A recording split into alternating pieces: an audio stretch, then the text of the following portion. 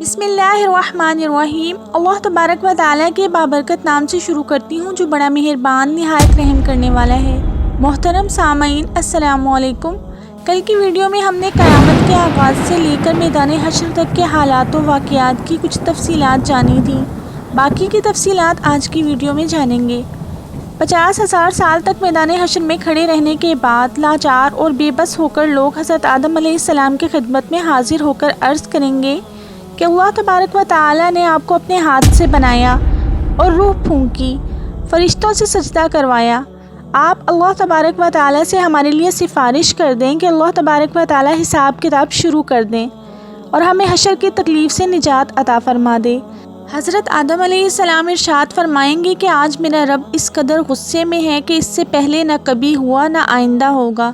مجھ سے جنت میں ایک غلطی ہو گئی تھی جس کی وجہ سے مجھے اپنی جان کی فکر ہے، لہٰذا میں سفارش نہیں کر سکتا، تم لوگ حضرت نوح علیہ السلام کے پاس چلے جاؤ۔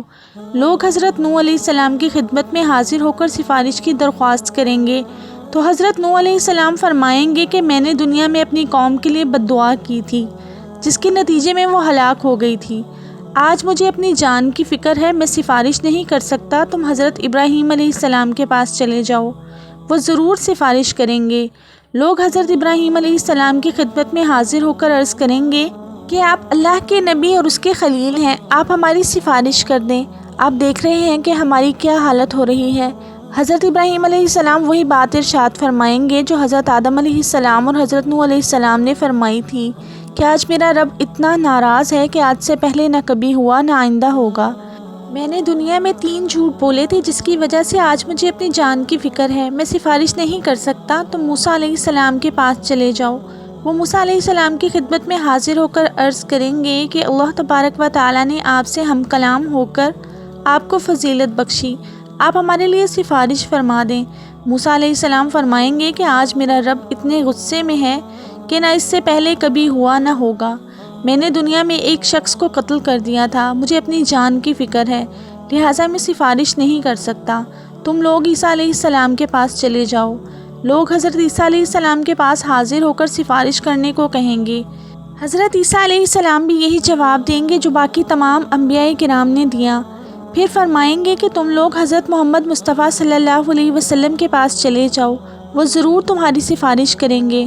پھر لوگ امام الانبیاء حضرت محمد مصطفیٰ صلی اللہ علیہ وسلم کی خدمت اقدس میں حاضر ہو کر عرض کریں گے کہ آپ خاتم الانبیاء ہیں، آپ اللہ تبارک و تعالیٰ سے سفارش کریں کہ وہ ہمارے حساب کتاب کا آغاز فرمائیں۔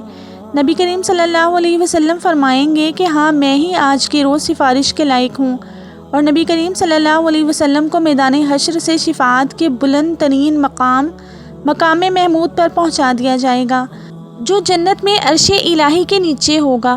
وہاں پہنچ کر آپ صلی اللہ علیہ وسلم اپنے رب کے حضور سجدے میں گر پڑیں گے اور اللہ تعالیٰ کی حمد و ثنا کریں گے۔ جب اللہ تعالیٰ کا غصہ کم ہوگا تو اللہ تعالیٰ ارشاد فرمائے گا، اے محمد سر اٹھاؤ اور سوال کرو، آج سفارش کرو، تمہاری سفارش قبول کی جائے گی۔ یہی شفاعت کبریٰ ہوگی۔ شفاعت کبریٰ کی منظوری کے بعد حضور صلی اللہ علیہ وسلم مقام محمود سے میدان حشر میں واپس تشریف لائیں گے۔ اس کے بعد اللہ تعالیٰ فرشتوں کی معیت میں نزول جلال فرمائیں گے۔ فرشتے زمین پر دور اور نزدیک کناروں پر صف بستہ کھڑے ہوں گے۔ 8 فرشتوں نے اللہ رب العزت کا عرش تھام رکھا ہوگا۔ عدالت الہی قائم ہو جائے گی۔ ملائکہ، انبیاء، اولیاء، صلحاء کو بطور گواہ طلب کر لیا جائے گا۔ فرشتوں کو حکم ہوگا کہ وہ لوگوں میں ان کے نامہ اعمال تقسیم کر دیں۔ اہل ایمان کو سامنے کی طرف سے داہنے ہاتھ میں نامہ اعمال دیا جائے گا اور کفار و مشرکین کو پشت کی طرف سے بائیں ہاتھ میں نامہ اعمال دیا جائے گا۔ اعمال نامے پر نظر ڈالتے ہی ہر شخص کے سامنے اس کی زندگی کے تمام واقعات آ جائیں گے، بھولے بسرے ماضی کی تمام یادیں تازہ ہو جائیں گی۔ اہل ایمان کے روشن چہرے مزید روشن اور تر و تازہ ہو جائیں گے۔ اہل ایمان خوشی خوشی دوسروں کو اپنا نامہ اعمال دکھائیں گے اور کہیں گے کہ آؤ میرا نامہ اعمال پڑھو، جبکہ کفار و مشرکین کے چہرے مزید تاریک ہو جائیں گے، ذلت ان کے چہروں پر چھا جائے گی، حسرت و ندامت سے وہ اپنے ہاتھوں کو چبائیں گے اور کہیں گے کاش مجھے اپنا نامہ اعمال نہ دیا جاتا، کاش میں نہ جانتا کہ میرا حساب کیا ہوگا۔ کفار اور مشرکین بار بار اپنا نامہ اعمال دیکھیں گے اور تعجب سے کہیں گے کہ ایک ایسا نامہ اعمال ہے جس میں ہر چھوٹا بڑا عمل لکھا ہوا ہے۔ ہائے ہماری کمبختی، یہ نامہ اعمال کیسا ہے! کوئی چھوٹے سے چھوٹا عمل اور بڑے سے بڑا عمل ایسا نہیں جو اس میں درج نہ ہو۔ اعمال ناموں کی تقسیم کے بعد سوال جواب کا سلسلہ شروع ہوگا۔ اللہ تبارک و تعالی جس سے چاہے گا بغیر ترجمان کے اس سے براہ راست سوال کرے گا۔ سب سے پہلے مشرکوں سے پوچھا جائے گا کہ انہوں نے شرک کیوں کیا۔ مشرک انکار کر دیں گے اور اللہ تبارک و تعالی کی قسم کھا کر کہیں گے کہ ہم نے تو کبھی شرک نہیں کیا تھا۔ اللہ تبارک و تعالی کرامن کاتبین کو گواہی کے لیے بلائیں گے، وہ مشرکوں کے شرک کی گواہی دیں گے، مگر مشرک اس کا بھی انکار کر دیں گے۔ ان کا شرک سے بھرا ہوا نامہ اعمال ان کے سامنے رکھا جائے گا، وہ اس کا بھی انکار کر دیں گے۔ پھر اس وقت کے انبیاء و صلحاء کو گواہی کے لیے بلایا جائے گا، وہ ان کا بھی انکار کر دیں گے۔ پھر ان تمام جگہوں کو گواہی کے لیے بلایا جائے گا جہاں مشرک نے شرک کیا ہوگا، مگر وہ اس کا بھی انکار کر دیں گے، اور اللہ تبارک و تعالیٰ سے مخاطب ہو کر کہیں گے کہ اے اللہ، کیا تو نے اپنے بندوں کو ظلم سے پناہ نہیں دی؟ اللہ تبارک و تعالیٰ فرمائے گا کہ ہاں، میں نے اپنے بندوں کو ظلم سے پناہ دی ہے۔ مشرک کہیں گے کہ آج ہم اپنی ذات کے علاوہ کسی کی گواہی کو تسلیم نہیں کریں گے۔ اللہ تبارک و تعالیٰ ان کی زبانوں پر مہر لگا دیں گے اور ان کے اعضاء کو بولنے کا حکم دیں گے۔ تب مشرکوں کے اعضاء گواہی دیں گے کہ ہاں، یہ واقعی شرک کرتے تھے، اور یوں ان پر جہنم واجب ہو جائے گی۔ تو وہ اپنے اعضاء کو لعن طعن کریں گے کہ ہم تو تمہیں جہنم سے بچانے کی کوشش کر رہے تھے۔ جواب میں اعضاء کہیں گے کہ جس اللہ نے تمہیں بولنے کی قوت عطا فرمائی ہے، اس نے ہمیں بولنے کا حکم دیا تھا، ہم کیسے انکار کر سکتے تھے۔ ایک منافق سے اللہ تبارک و تعالیٰ سوال کرے گا کہ میں نے تمہیں دنیا میں عزت، حکومت، اہل و عیال اور مال و دولت نہیں دیا تھا؟ وہ عرض کرے گا کیوں نہیں اے رب، سب کچھ دیا تھا۔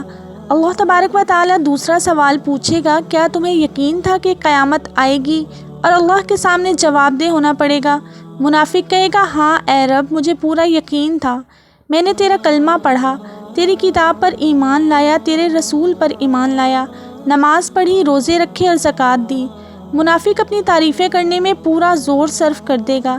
اللہ تعالیٰ فرمائے گا ذرا ٹھہرو، ہم کچھ اور گواہ لاتے ہیں۔ منافق اپنے دل میں سوچے گا کہ میں تو مسلمانوں کے ساتھ مل کر نماز روزہ کرتا تھا، آج میرے خلاف گواہی کون دے گا؟ اللہ تعالیٰ اس کے منہ پر مہر لگا دے گا اور اس کی ران کو بولنے کا حکم دے گا۔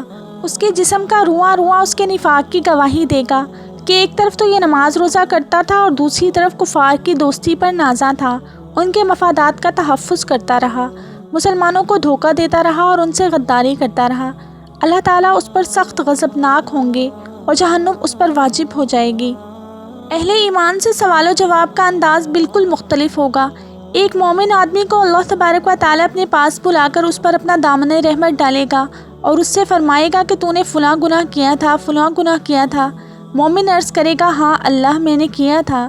اللہ تعالیٰ اس کے ایک ایک گناہ کے بارے میں سوال فرمائے گا اور وہ اقرار کرتا جائے گا۔ وہ سوچے گا کہ اب تو وہ ضرور ہلاک ہو جائے گا۔